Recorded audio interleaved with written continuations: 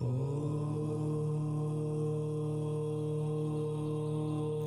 संत जगद्गुरू जनार्दन स्वामी मौनगिरीजी महाराज यांनी संशोधित केलेल्या नित्यनियम विधीचे महत्त्व त्यांच्याच अमृत वाणीतून जसेच्या तसे. संकल्पना व आशीर्वाद ओम जगद्गुरू जनार्दन स्वामी मौनगिरीजी महाराज यांचे उत्तराधिकारी श्री श्री 1008 महामंडलेश्वर स्वामी शांतिगिरीजी महाराज. प्रकाशक श्री संत जगद्गुरू जनार्दन स्वामी मौनगिरीजी महाराज आश्रम वेरूळ. निष्काम कर्मयोगाचे प्रवर्तक श्री संत जगद्गुरू जनार्दन स्वामी मौनगिरीजी महाराज यांनी श्री नागेश्वर महादेव मंदिर अंदरसूल तालुका येवला जिल्हा नाशिक येथे 16 वर्षांची खडतर तपश्चर्या केली. तपश्चर्या कालावधीत त्यांनी ऋग्वेद, यजुर्वेद, सामवेद, अथर्ववेद, गीता, भागवत, शिवपुराण, विष्णुपुराण, गायत्री पुराण, चंद्रकांत, मृतसंजीवनी इत्यादी ग्रंथांचा अभ्यास करून त्यातील अत्यंत गुह्य मंत्र, स्तोत्र व सूक्त संग्रहित करून त्यांची सूत्रबद्ध मांडणी केली. आधी केले मग सांगितले या उक्तीप्रमाणे पूज्य बाबाजींनी आधी स्वतः या मंत्रांच्या सामर्थ्याचा अनुभव घेतला आणि मग जनतेच्या कल्याणासाठी त्यांनी नित्यनियम विधी या ग्रंथाची निर्मिती केली. पूज्य बाबाजी सांगायचे, बाबाने 8 शिवमंदिरे, आश्रम व भक्त परिवार या विधीच्या सामर्थ्यावर तयार केला आहे. आजच्या आधुनिक स्पर्धेच्या युगात मनशांती हरवून बसलेल्या व नास्तिक पशुतुल्य जीवन जगणाऱ्या मनुष्याला आध्यात्मिक उपासनेची अत्यंत गरज आहे. पूजनीय बाबाजींनी आपल्या प्रवचनात वारंवार सांगितलेले विधीचे महत्त्व संकलित करून आपल्या सर्व गुरुबंधूंना मार्गदर्शन व्हावे म्हणून आम्ही ते पूजनीय बाबाजींच्या शब्दात जसे त्या तसे प्रकाशित करीत आहोत. जे जे आपणांसी ठावे ते ते इतरांसी द्यावे, ज्ञानी करून सोडावे सकल जन या संत उक्तीप्रमाणे आपणही या विधीचे नित्यनेमाने पठण केल्यास ही विधी आपणास कामधेनूसारखी त्वरित फलद्रूप होणारी आहे. यामुळे आपणास आध्यात्मिक समाधान, शाश्वत सुख व परमानंद मिळवता येईल. जय बाबाजी. ज्याच्या मुखात ही विधी असेल त्याचं वर्णन होणार नाही. ज्याच्या मुखी विधी जाण तोची खरा पुण्यवान. ज्याच्यापाशी पैसा आहे तोच सोनं घेईल. ज्याच्यापाशी पुण्य आहे तोच या विधीचा महिमा पाहिल. विधीचे एक एक अक्षर ब्रह्मांड मोलाचं आहे. मरणप्राय झालेले लोक या विधीने पटकन सजीव होतात. आणखी कोणता अनुभव पाहिजे तुम्हाला? मारुती पाटील जातेगावला बाबाबरोबर डोंगरावर होते. एकांतात विधी पाठ केली आणि मरताना अंतकाळी कानाखाली विधी ठेवून डोकं ठेवलं आणि प्राण सोडला. तर तो पुढच्या जन्मात इतका विद्वान होईल की कोणाला बोलू देणार नाही. आपल्याला कोणी तारीत नाही. आपला नेम आपल्याला तारतो. नेम सोडू नका. जो माझ्या नेमा पडेल मी त्याच्या कामा. जे पुरातन अमृतमय असणारे गीता, भागवत, वेद, शास्त्र यांच्यातून जसं ताकातून लोणी काढलं आहे त्याचप्रमाणे विधी म्हणजे या सर्व ग्रंथांतून सार काढला आहे. बाबाला मानू नका, या विधीला माना. विधीतच बाबाने तुम्हाला मोकळं केलं आहे. विधी फार गहन आहे, फलद्रूप आहे. या विधीचा अंत लागणार नाही. देवाने तुमच्याकरता काढली आहे. एवढी विधी पाठ करा. नुसती पंडितासारखी पाठ करू नका. यामधील जो अर्थ आहे तो लक्षात घ्या. मंत्र्याला मिळणार नाही एवढी किंमत तुम्हाला मिळेल. ज्याला ही विधी पाठ असेल आणि तो ध्यानाला जर बसला तेथे काळ सुद्धा येऊ शकणार नाही. या विधीचा जरा विचार करा. आलेली संधी दवडू नका. विधी अनेक माणसांचा उद्धार करते. विधीने पाप जाते हे सापडलं आहे, याला दवडू नका. कामधेनू घरासी आली न पोसवे म्हणून दवडून लावली. विधी मंत्रांची काय प्रशंसा करावी. सकाळी उठून कोणी हे मंत्र घेईल त्याच्या पुण्याचं काय वर्णन करावा. हे बाबाच्या मुखातून आहे, जरा विचार करा. विधी परीस आहे. शुद्ध भावनेने जो विधी म्हणेल त्याचं जन्मभर रक्षण होईल. ज्याने विधीचा त्याग केला तेथे कली येऊन बसलाच समजा. विधी जर नाही तर आळस आहे, द्वेष आहे, निंदा आहे, वैर आहे, मत्सर आहे. हे सर्व वैरी त्याला काम करू देणार नाही. मुंबईला बाबाचं ऑपरेशन केलं तरी त्याच टायमाला पहाटे सकाळी मानसिक विधी केली. तुका म्हणे तुझा न पडावा विसर, दुःखाचे डोंगर झाले तरी. खरंच तुम्हाला तरुण जायचे असेल तर सकाळी उठलंच पाहिजे. ही विधी झालीच पाहिजे. हे तत्व ज्याला सापडलं तोच दैववान, तोच पुण्यवान, धनवान, गुणवान. या विधीमध्ये सर्वस्वी आणून ठेवलं आहे. ज्याची भावना असेल तो पाठ करील. हे फार अवघड आहे. या विधीमध्ये तुम्हाला सगळं देऊन टाकलं आहे, पण तुमच्या बुद्धीला ते झेपत नाही. मान, अभिमान, गर्व ताठा टाकून सकाळी ही विधी घेतली पाहिजे. आपण जी विधी केली आहे ती रोज म्हणायला केली आहे. तुमच्याकरिता एवढी विधी तयार केली आहे, हे फार गहन काढलं आहे. मला काहीच येत नाही. बाबा जरी गेले तरी बाबांनी तुमच्या रक्षणासाठी 2 गोष्टी ठेवल्या आहेत, विधी आणि विभूती. विधी बाबांनी तयार केली नाही. जरा लक्षात घ्या, ही परमेश्वरी लीला आहे. देवाने तुम्हा भक्तांकरिता तयार केली आहे. काय सांगावं. अरे इतकं या विधीमध्ये कल्याण आहे, तिन्ही लोक तुम्हाला वश होतील. नाही काही केलं तर एवढी विधी तरी वाचा. तुमच्याकडून जेवढे अपराध होतील तेवढ्या अपराधाचे मंत्र या विधीमध्ये ठेवले आहे. तुमच्या केसाला सुद्धा धक्का लागणार नाही. शरीराला जेवढे व्याप आहे ते काढण्याचे मंत्र या विधीमध्ये आहे. ही विधी इतकी सुंदर आहे. वेद, शास्त्र, पुराण यांनी निर्णय काढला आहे. हे काही बाबांनी थोतांड नाही काढले. वेद शिकले, शास्त्र शिकले, पुराण शिकले, पण विधी जर पाठ नाही आणि भावनेने सकाळी देवाजवळ गेले नाही तर तुमची दुर्बुद्धी जाणार नाही. विधीवर बाबाचं प्रेम आहे. जो माझ्या नेमा पडेल मी त्याच्या कामा, असा ज्याच्यापाशी नियम आहे त्यालाच मी तारील. ही विधी सगळी मंत्रमय आहे. विधीमध्ये जो नाही तो मंत्र आणून ठेवला आहे बाबाने. तुम्हाला विधी पाठ करायला लावतो. गुप्त रीतीने यामध्ये अमृत ठेवलं आहे. विधीमधील मंत्र एवढे गहन आहे, बाबाने तर खुलं करून ठेवलं आहे. कोणाला आपलं कल्याण करायचं असेल तर त्याने पहाटे उठून विधीचा प्रोग्राम करा. या विधीचा अंत लागत नाही. यातले मंत्र तुम्हाला कामं आले नाही तर मला म्हणा. हे मंत्र तुम्हाला ताबडतोब कामं येतील. तुम्ही जर सकाळी निवांत श्रद्धेने, भावनेने जर ही विधी घेतली तर देव तुमचे सगळे कामं करील. विधीत जे आहे ते कशात नाही, जरा विचार करा. सकाळी उठून आपली विधी जर म्हटली तर किती पुण्य आहे. संजीवनीचे मंत्र जपणे म्हणजे काय सांगावं. आणि आसनावर बसून ध्यान केलं तर कोणतंही पाप राहू शकत नाही. जातेगावला डोंगरावर काय प्रण दिला होता. जो विधी पाठ करील त्याच्या पंक्तीला मी 2 साबुदाण्याचे घास नाहीतर बटाट्याच्या फोडी खाईल. सगळ्यांनी विधी पाठ केली का तर बाबाच्या कुटियात जेवायचे. म्हाताऱ्या माणसांनी सुद्धा विधी पाठ केली. विधीमध्ये सुरुवातीला परमपूज्य बाबाजींनी मृत्युंजय मंत्र हा ऋग्वेदातून घेतला आहे. ओम मृत्युंजयाय रुद्राय नीलकंठाय शंभवे अमृतेशाय शर्वाय महादेवाय ते नमः. जो मृत्युंजयाचा जप करील त्याच्या ठिकाणी पाप राहणार नाही. यानंतर पूजनीय बाबाजींनी चंद्रकांत या ग्रंथातून भगवान नारायणाची 8 नावं घेतली आहेत. अच्युत केशवो विष्णुर्हरी सत्यम जनार्दन हंसो नारायण मेतन्नामाष्टकम शुभम.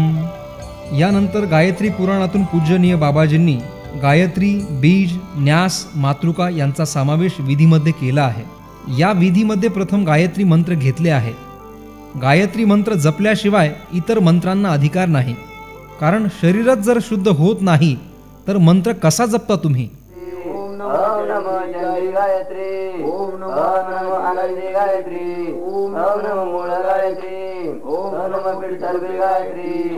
गायत्री मंत्र 24 अक्षरांचा आहे.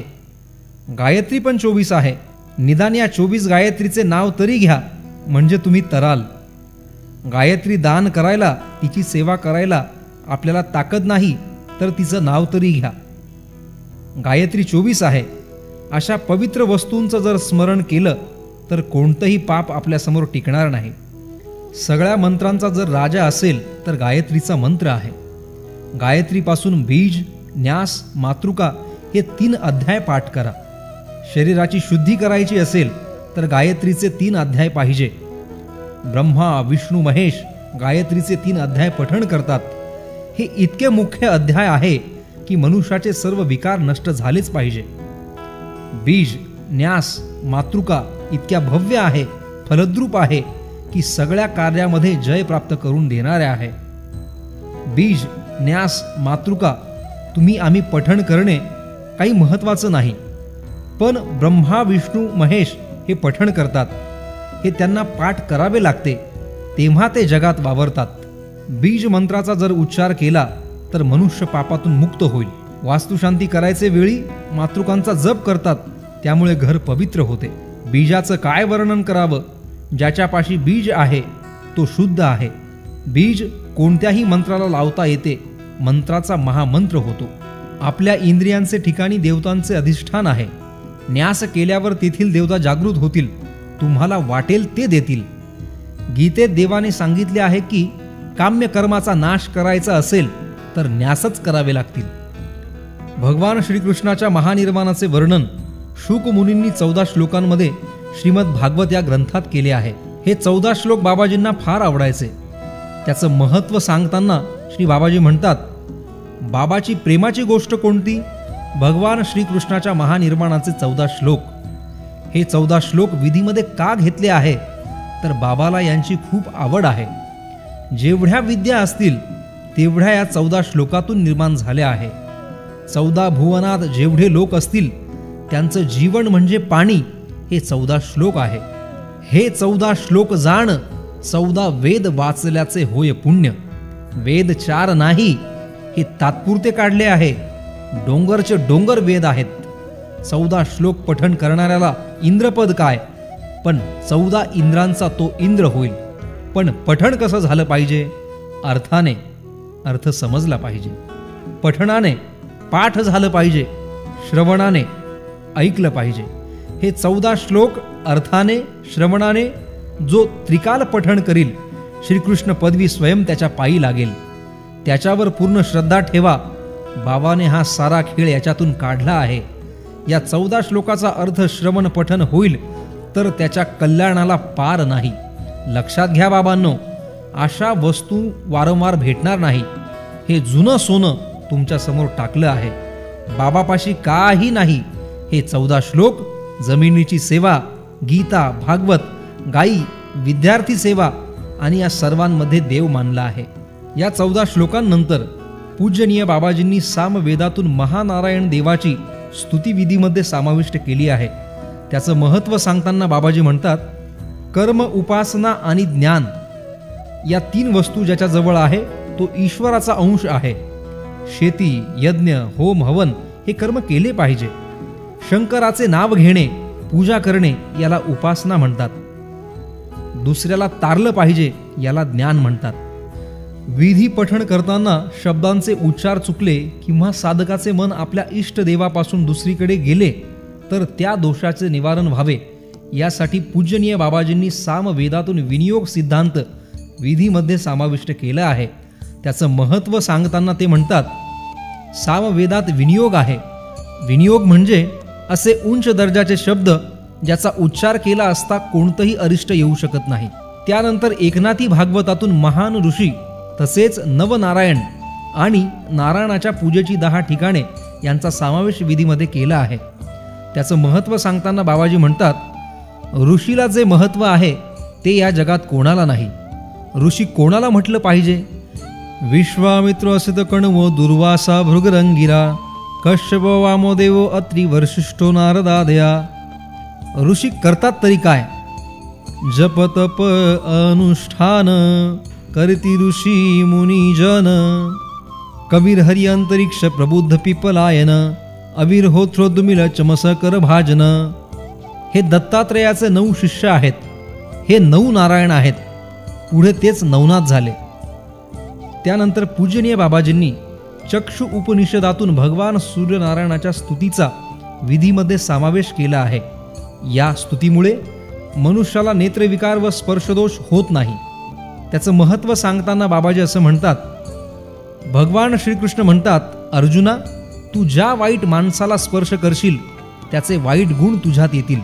अर्जुन म्हणतो, देवा, हे सगळे सैन्य हिंसक आहे. मला प्रत्येकाला स्पर्श करावा लागतो.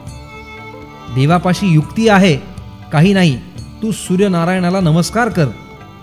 ओम चक्षु इंद्रियों के प्रकाशक भगवान श्री सूर्यनारायण को नमस्कार है.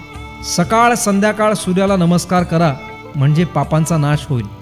पूजनीय बाबाजींची आवडती नदी म्हणजे नर्मदा मैया. यानंतर पूजनीय बाबाजींनी नर्मदा मातेचा मंत्र विष्णू पुराणातून विधीमध्ये घेतला आहे. त्याचं महत्त्व सांगताना बाबाजी असं म्हणतात, दगड उचलताना शाळेतल्या पोराला विंचू डसला, ठणठण बोंबलत चालला, त्याला म्हटलं नर्मदा म्हण, तो शांत झाला. असे गुह्य मंत्र आपल्यासमोर टाकले आहे. ओम नर्मदाय नमः, प्रात नर्मदाये नमो निशी, नमोस्तुते नर्मदे तुभ्यम, त्राही मां विष सर्पतः. सापाचं भय केव्हा नाहीसं होईल, वाचे नर्मदा आठवावी वेळोवेळी. नर्मदा नर्मदा म्हटल्यानंतर कल्पापर्यंत पुण्याचा समुदाय संपणार नाही. यानंतर शिवपुराणातून पूजनीय बाबाजींनी शिवरक्षा स्तोत्राचा समावेश विधीमध्ये केला आहे. त्याचं महत्त्व सांगताना ते असं म्हणतात, याज्ञवल्क्य ऋषींनी शिवरक्षा आपल्याला फार महत्त्वाची गोष्ट दिली आहे. यामुळे तिन्ही लोक तुम्हाला वश होतील. शिवरक्षा म्हणायला पाहिजे, पण कोणत्याही जीवाचा मत्सर करू नका, सर्वांवर प्रेम करा. यानंतर पूजनीय बाबाजींनी ओम नमः शिवाय या षडाक्षरी मंत्राचा विस्तार सांगणारे शिवषडक्षर स्तोत्र विधीमध्ये समाविष्ट केले आहे. त्याचं महात्म्य सांगताना ते असं म्हणतात, असा हा शिव सर्व ठिकाणी आहे. यत्र यत्र स्तुतो देव सर्वव्यापी महेश्वर, यो गुरु सर्व देवानां यकाराय नमो नमः. यानंतर पूजनीय बाबाजींनी 12 ज्योतिर्लिंग स्तोत्राचा महिमा सांगणारे स्तोत्र विधीमध्ये समाविष्ट केलेले आहे. त्याचा महिमा सांगताना ते असं म्हणतात, तीर्थाला जरूर जा.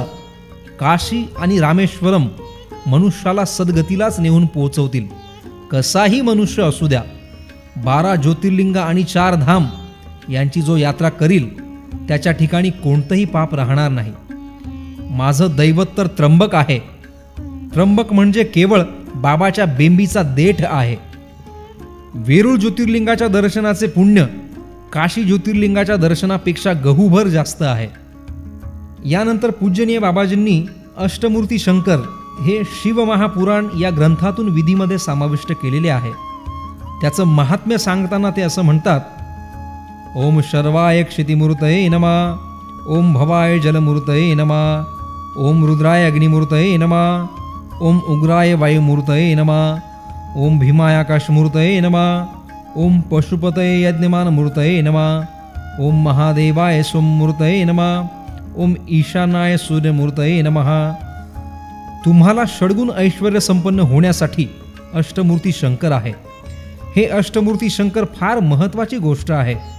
उत्पन्न करायला हेच, प्रलय करायला हेच, विघ्न आणायलाही हेच आणि संतोष करायला सुद्धा हेच. हे अष्टमूर्ती शंकर शिव महापुराणात आहे. हे ज्याच्या मुखात आहे त्याला सर्व जग वश.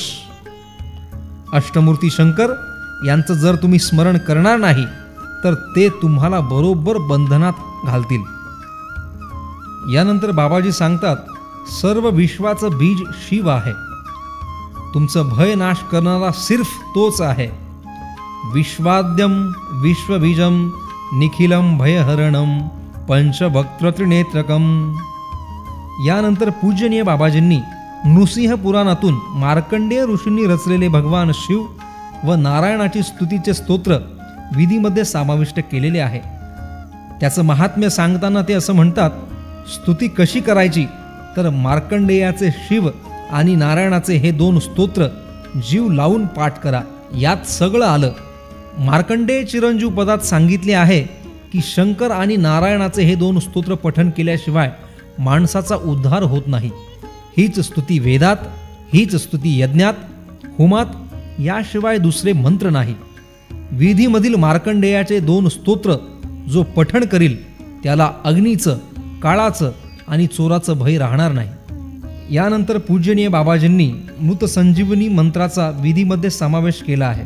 ओम त्र्यंबकम यजामहे सुगंधिं पुष्टिवर्धनम उर्वारुकमिव बंधनात मृत्युर्मोक्षीयमामृतात.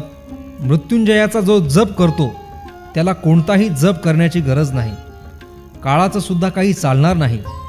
हा मंत्र जो म्हणेल त्याचा देह पवित्र झाल्याशिवाय राहणार नाही. मानस पूजा अमर आहे. पृथ्वी, वारा, पाणी या वस्तूंचा उपचार तुम्ही देवाला कराल तर याचं फळ तुम्हाला मिळेल. ओम लं पृथ्वी आत्मकं गंधम समर्पयामि. ओम हम आकाशात्मकं पुष्पं समर्पयामि. ओम यम वायुआत्मकं धूपं समर्पयामि. ओम रम तेजसात्मकं दीपं समर्पयामि. ओम वम अमृतात्मकं नैवेद्यं समर्पयामि. ओम सम सर्वात्मकं मंत्रपुष्पं समर्पयामि. ओम लं पृथ्वीयात्मक गंध समर्पयामि. ओम हम आकाशात्मक पुष्पं समर्पयामि. ओम यम वायुआत्मक धूपं समर्पयामि. ओम रम तेजसात्मकं समर्पयामि. ओम वम अमृतात्मक नैवेद्यं समर्पयामि. ओम सम सर्वात्मक मंत्रपुष्पं समर्पयामि. या वस्तू मुखातून गेल्याशिवाय देव तुम्हाला देणार नाही. षडगुण ऐश्वर्य संपन्न होण्याकरिता या पूजा देवाला अर्पण करा. बाबा जरी गेले तरी बाबाने तुमचा उपाय करून ठेवला आहे, पण विधी म्हणा. जय बाबाजी, जय महात्माजी.